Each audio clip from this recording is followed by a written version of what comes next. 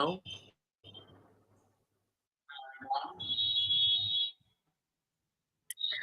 back to Cyber Talk with Cyber GRC podcast. Today we are uncovering the risk that almost every organization faces, yet hardly anyone talks about it. It's hidden, it's subtle, and it can quietly trap your business for years. That is vendor lock-in. From cloud platform and SaaS tools to niche third-party providers, vendor lock-in has become a silent operations strategies, compliance, and even exit strategies. But most TPRM program don't formally access it. In this episode, we are breaking down why companies get locked in, how it became a hidden dependency, what red flags every TPRM professional must catch early, and how to build or safeguard that keep your organization in control, not the vendor. So let's get started and decode one of the most overlooked yet dangerous risks in modern third party relationships. My first question is, what exactly is vendor lock in and why is it called a silent risk? Yeah, so that's a very good question to start with, Vidya. So basically, what happens is that we get so much dependent on a third party that after so many years, when you're constantly working with a third party, it becomes operationally impossible and financially, unaffordable to basically change that third party, right? Because it is silent because over a period of time they get so much of access in your organization, and you are so much of dependent upon them, and uh, that is where it appears as a silent, because even leadership over that period of time does not realize how deeply the vendor has now involved in their business, and that is where it becomes silent. For example, if you keep on dealing with the vendor over a year, for example 10 years, so then accordingly with that period a lot of things change. Like for example, your trust keeps on increasing, you keep on giving them more and more access towards your environment, and that is where sometimes, because of all these things, silently a day comes when you realize that now you are completely dependent upon this vendor and you can't change them anymore. So that is called vendor lock-in. Okay, so what if this is not done? In case this vendor logging is not done, what will happen? So vendor lock-in should be avoided actually, okay? Because if vendor lock-in is not, taken care properly, it can lead to a lot of dependency on one vendor, okay? And because of that dependency, that vendor might start taking you for granted or start charging you more. It can happen, right? So that is where always Okay, need how to does have vendor a lock all grow? yeah.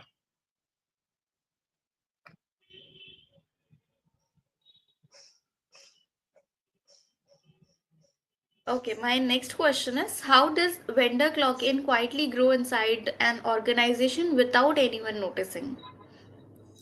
How does So this these happen? are the so these are the early signs, Vidya. I have presented on the screen. You can see that.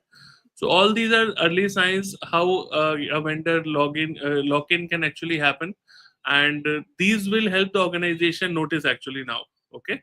So for example, when you talk with the vendor, can we port this data to some other location, and you don't get the right answers. Okay, when you ask for some costs for migrations and all, you don't get clear answers. Okay, when you're only Okay. integrating all the products with only one vendor. Okay, and Hmm. when critical features of a particular software are only allowed in a long term contract, for example 3 years, 5 years, 7 years. So these are some hints actually where the vendor is trying to lock you in. So see, Okay. it's not something that a vendor would never try to do. See, a vendor is there to help you, right? Third parties are there to support you. So definitely Hmm. they want to engage for a long term, right? It is good for them also, for their business also, and sometimes it is good for the other business also, like the customer also, right? But at the end of the day, there should not be a situation where you are completely locked in, because of what, because of which you're not able to, not able to navigate out of that. That should not be the case, right? So these are some of the early red flags to whoever is watching. Always have a multi vendor strategy. Okay. Do not have a dependency upon any vendor at any point of time. Okay. Because don't know what will happen tomorrow with the vendor, and you might get into trouble. Okay. It could be operational risk, it could be financial risk, it could be any type of risk with there that can come up. But we should always have a multi vendor approach. Okay. To all our listeners, I would like to ask you that if you have any question regarding this topic or any other topic related to GRC, feel free to ask us because we are here just for you. And if you feel that the screens we share, the flowcharts we share, you might need it in future. So just take a screenshot of it. And yeah, so we'll move on to our next question. My next question is, what are the early warning signals that an organization is walking into vendor lock in? Yeah, these are the red flags, right? With the, like we discussed, these are the early warning systems. And along with that, when Mhm. we do the third party risk assessment, whenever we perform the third party risk assessment during the due diligence process of the life cycle, if we see that only one vendor in the market is offering that particular feature or that particular software or that particular application or that particular service, then we need to be very careful. Okay. And this is where it starts giving us a red flag during the initial stages itself. Okay. So this Mhm. is again one of Okay. the most important things that you have to take in mind. So because see, right now you are working with this vendor, it's fine, but someday migration will happen, right? You might have to migrate to another vendor as well, or to Yeah. another location as well, or to another environment as well. What will you do on that day? That is the biggest question. Okay, but how does vendor lock-in impact TPRM and ISO 27001 and DPDP compliance? See, for example, now you are completely dependent upon a vendor, right? And somehow earlier they were providing you timely audit reports, timely risk assessment reports. They were able to help you, right? Making sure that their environment is secure, right? But now, after some time, they have stopped doing that, right? Now they are not providing you any audit reports. You cannot demonstrate their compliance after a period of time. So now this is a very big for any very big risk for any organization, right? Because if you cannot demonstrate compliance from the vendor, it will be a very big challenge, right? So that is where ISO 27001 has a control called supplier monitoring, which talks about monitoring the supplier. Because if this gets compromised because of vendor lock-in issue, again, because you have so much trust that you are either not asking for the audit reports because now you trust them so much, or they are not able to provide you because it has been a so long-term relationship, and because of these things happen. Okay. So that is where it becomes a challenge, right? And similarly with the case of DPDP also, okay, if data from the vendor side is not treated properly, for example, because of the vendor lock-in situation, you're not getting proper response as to whether they are taking care of data consent, rights of the individual or not, whether they are properly following the breach obligations or not. If all those things are not happening, definitely you can't rely on this vendor anymore, right? And especially about the fourth parties, about the fifth parties. Because see, what happens over a period of time when we have vendor lock-in situation, there is so much of trust and there is so much of dependency that the vendors actually start accommodating third parties, fourth parties, fifth parties. Actually, they do that. And because of the trust, those parties keep on adding, and nobody informs the parent company, the customer, actually. So this is where it becomes a very big issue over the time. Non intimation of the fourth parties, fifth parties, subcontractors intimation are not happening. This becomes a very big issue.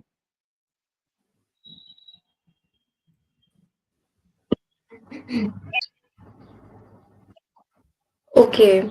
How does lock-in specifically damage business continuity and incident response? So lock-in can easily damage business continuity because see, if you have a very, very high dependency on one of the vendors, then if the vendor is not available to service you, or vendor has an application outage, or because of any reason whatsoever the service is not available, you have a BCP outage immediately. Like your business will not be able to continue. Okay.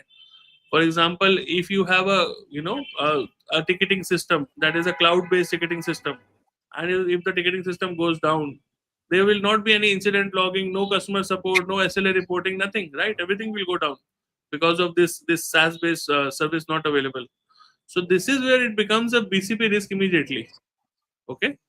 And similarly, since because of the ticketing tool, Hmm. you're not able to log the incident, how will you do the incident reporting? You can't do that, right?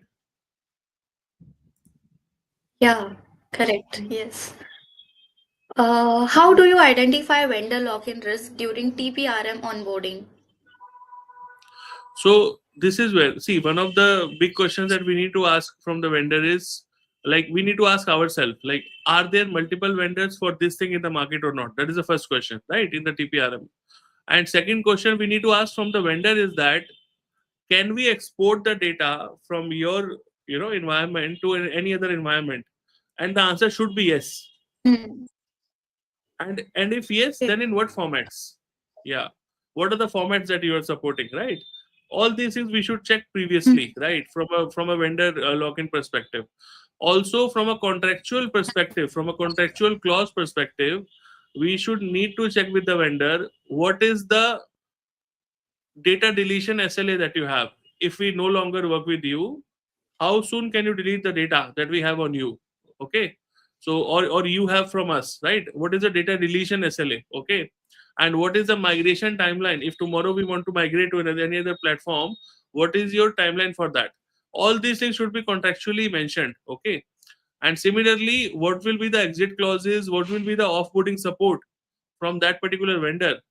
They have to mention that in the clauses as well. Also in terms of technical dependencies, what are the scripts that they are using, what are the open APIs that they are using, all these things you have to be very careful about. And especially what will be the cost to migrate. For example, if you want to migrate tomorrow, how will be the migration done, what will be the time to migrate, what will be the cost to migrate, what will be the resource dependency on the migration. Okay, all these questions must be added to the TPRM due diligence questionnaire actually, so that during the time of assessment of the vendor, you can ask these questions, right?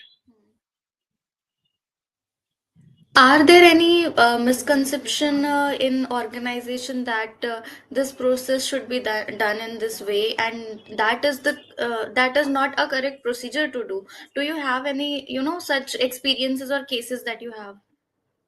See, Vidya, initially, what I have seen over time, every organization starts with the proper TPRM processes, right? They have proper due diligence checklists, they have proper assessment criteria, everything they have properly done. But what happens, as I said, because of this vendor lock in situation, over a period of time, what happens is that you don't keep on following to those measures, you don't keep on following to those best practices. So what actually starts halting is the ongoing monitoring. This process actually stops over a period of time because of vendor lock-in only. Okay, because you're logged into that vendor for so long, and you're so much dependent on Mhm. that particular vendor that you start skipping these things. That is where it becomes a big challenge. Okay. What mitigation strategies and can organization use to reduce vendor lock-in? Yeah, we'll talk about the mitigation strategies, Vidya, but I think we have a question now. I think Aniruddha, are you able to see? Yeah, yeah. Like Cloudflare issue, ChatGPT, Perplexity, lovable AI sites were down yesterday due to single point of failure. What's your take on this? Similarly, what Aniruddha is saying, vendor lock-in. Because of the vendor lock-in with Cloudflare, people had these Hmm. issues. Organizations had these issues. Even I myself saw what Aniruddha is, saying Okay. that he's absolutely correct. And we had this outage for so long. See, that is where if you study the RBI guidelines, if you study the SEBI guidelines, Aniruddha, it is clearly stated in the guidelines that if you have any critical business operations, you cannot rely on one vendor. It is clearly directed there because of the same reason only, what you are pointing to, right? Because they know that tomorrow things may go south. They know that very well, and tomorrow they know that one vendor cannot serve you all the time. That is why, from a RBI guideline perspective, from a SEBI guideline perspective, it is mandatory for any business critical operation. You need to have multi vendor support. It is directed there. Okay, these are the reasons why it is there. They know that companies can be vulnerable to vendor lock-in situations. They know all these things. That is why the laws are strictly made. Okay. Moving on to our next question is that what mitigation strategies can organization use to reduce vendor lock-in? So these are the mitigation strategies for vendor lock-in, Vidya, that the organizations can use. Basically, they can have a multi-vendor strategy, like we already discussed, right? Using multiple vendors to avoid single point of failure and dependency, and choosing the vendors that support open APIs and open formats rather than their own, created APIs and their own created scripting. Okay, rather than that, you should try using open standards so that tomorrow it is easy for the migration. That is the whole point, right? And then you have to have proper clauses in place, like we discussed. You need to have strong exit clauses in place. You need to have a clear exit and data migration strategy in every contract that you place, right? And data portability also needs to be taken care of properly. You need to ensure that data can be exported anytime in any standard and reusable formats. Okay, you need to have a modular architecture where you try to design the system in a small modules rather than complete big stacks. Okay, again, open source options, adopting open source tools where feasibility to retain flexibility is always there, right? Limiting the proprietary customizations, again, like I mentioned, don't have too much of customizations from the proprietary one vendor, so that tomorrow when you go for this other vendor, we would actually lose all those customizations, right? Building internal expertise, develop in-house knowledge, so that tomorrow vendor is not only your only expert. You have in-house support as well to support you in case of any issues and all. And vendor exit drills should be done. Test your vendor exit process annually, like a DR drill or something, so that you come to know what are the issues, what are the challenges during the exit process. Okay. And the most important, Vidya, is the short term contract. Like I mentioned, people, this starts happening when long term contracts are made. For example, 3 years, 5 years, and those durations, right? So that is where, when you have a short term contract, let's say for 1 year, and you keep on renewing them, that is where these things become uh, easy to handle, I would say. Okay, interesting. What should be documented in TPRM for vendor lock-in? Sorry, We what have was the question? we, we have a question again, I guess. Yeah, that's what I was thinking when you were asking. Okay. So I think Anuradha is asking, Databricks seems to have monopoly. Are there more such solution vendors? So definitely, Anuradha, see, that's what I said. In the initial assessment of any vendor that you have, right? You basically have to check if there is any one vendor who is actually having monopoly in the market, who is the only vendor that is providing you that service. Maybe for now, if you don't have any choice, you can go with that vendor, right? But what about tomorrow? What about the future? So you need to keep on looking for a multi-vendor strategy in order to get out from this situation. Okay. Otherwise, in Iruta, it will become very difficult one day, and that is why we are discussing all this, because vendor locking is a serious situation. I'll tell you one example, okay, so that you get the point. With there was one software that we were using, okay, and we were using that software for like 8 years approximately, okay, and only one vendor was supporting it, and that vendor had done so many customizations into that software Okay, so many customizations, so many changes, that when the vendor stopped supporting us properly after 8 years, it happened, right? So when they stopped supporting us properly, when we had issues with that vendor, when we tried to look out for other vendors in the market, what is the first thing that those vendors said? They said, initial 2 months or 3 months, we will only take to understand what your previous vendor has done. Oh, Because, yeah, because that is vendor lock-in issue again. First of all, they have to understand what kind of scripting have they used. And they were also saying that some of the features that they have added because they were using their own scripts might not be available again. So it's a big issue for me as a customer, right? So this is where things like vendor lock-in are very serious. Okay.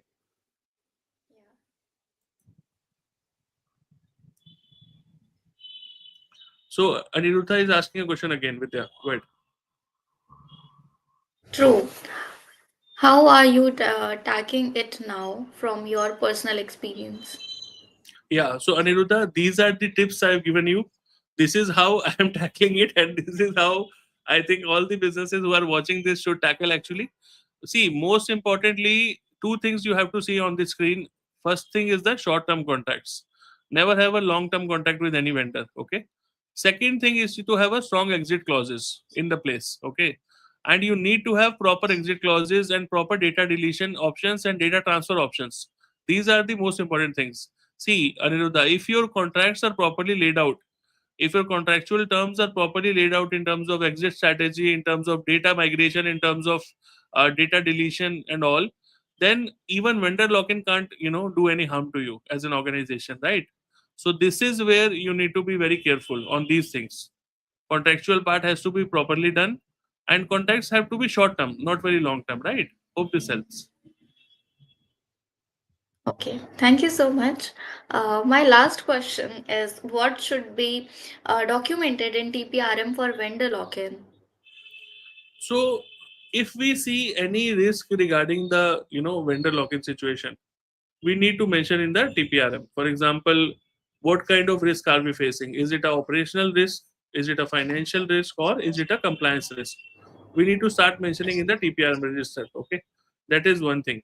Second thing we need to start analyzing is the what is the exit cost strategy. Like how much cost will it take for the organization to start exiting this vendor if that day comes. Okay. Third thing that we need to understand is the dependency mapping. Where is the dependency happening right now? Do we have dependency on the services? Do we have the dependency on application? Do we have the dependency on data? Do we have the dependency on APIs? What exactly is the dependencies that we have on this particular vendor, right? So these things we need to start understanding. Okay, then we need to understand what is the exit migration timeline. For example, how fast can we move out? See, these things are very important. I'm telling you, how fast can we move out? How fast can we migrate? All these things need to be assessed from a third party perspective. Okay. And similarly, from a contractual clause, like we discussed, Vidya, there has to be a offboarding clause. There has to be a data deletion clause. There has to be, all these clauses mentioned. Okay. And this is how we need to basically document it. And this is what we actually, discuss and do practically, how to avoid these situations in the third party risk management trainings that we are conducting every now and then. Okay, at the end of this podcast, you would like to say anything?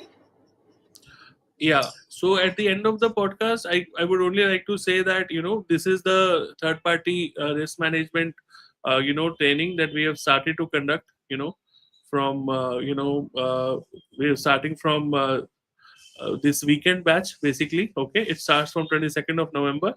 So anybody who is listening, if you want to join, please take a screenshot. You have the number there. Okay, and you can get in touch with us. And this is where, Vidya, we discuss all these challenges, we discuss all these issues that the vendor that we are dealing with the vendors. In these practical sessions, we actually tell you how to deal with these issues at a stage by stage level. For example, see, vendor third party risk management is a life cycle approach. Okay, it starts from the vendor inception, from the vendor onboarding, from the vendor pre-onboarding assessment till the time of vendor retirement, right? So it's a life cycle approach. We discuss the approach in practical in these sessions. Okay, so anybody who is watching, I think it will be a very very useful to you, and very uh, good for your career, at a long term, if you are joining these batches.